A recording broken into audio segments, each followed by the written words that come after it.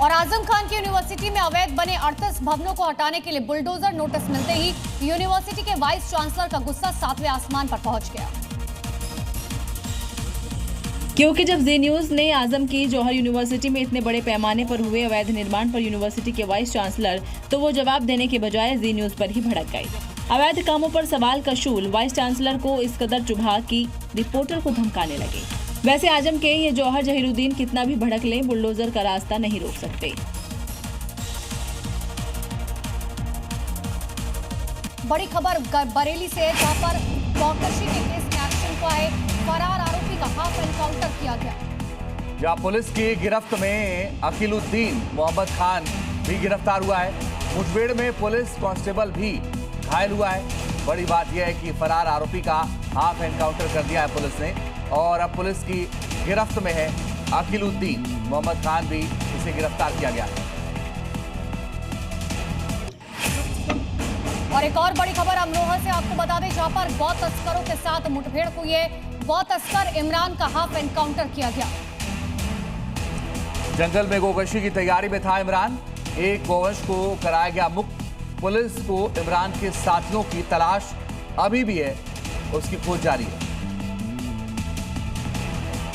और अब बरेली और अमरोहा की इन दो तस्वीरों को देखिए, जिससे साफ है कि उत्तर प्रदेश में गौ तस्करों के लिए योगी फोर्स काल है।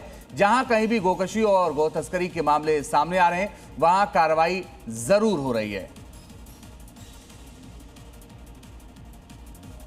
और अब यूपी के झांसी से बड़ी खबर। यूपी के झांसी में पुलिस और चोरी के 2 वांटेड आरोपियों के बीच मुठभेड़ हुई है। जवाबी कार्रवाई के बाद पुलिस ने दोनों आरोपियों को गिरफ्तार कर लिया है। और बदमाशों के कब्जे से चोरी के गहने, एक हथियार और दूसरे सामान बरामद किए गए। तो झांसी में भी पुलिस और बदमाशों में मुठभेड़ हुई है। मुठभेड़ के बाद 2 वांटेड दबोचे गए।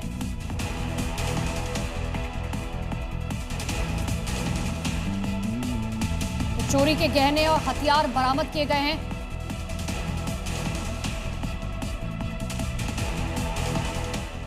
और अब देखिए राज्यों से जुड़ी इस वक्त की 5 बड़ी खबरें। भारत का पहला प्राइवेट तौर पर विकसित ऑर्बिटल क्लास रॉकेट विक्रम-1 अपनी पहली टेस्ट फ्लाइट के लिए तैयार है। मिशन आगमन के तहत निजी अंतरिक्ष क्षेत्र में भारत एक नया कदम बढ़ाने जा रहा है। इस उड़ान पर पूरे देश की नजरें टिकी हैं। अंबिकापुर में कोतवाली थाने के सामने महिला से चेन स्नैचिंग की वारदात सामने आई है। हेलमेट पहने बाइक सवार 2 युवकों ने घटना को अंजाम दिया, जो सीसीटीवी में कैद हो गई। पुलिस फुटेज के आधार पर आरोपियों की तलाश में जुट गई है।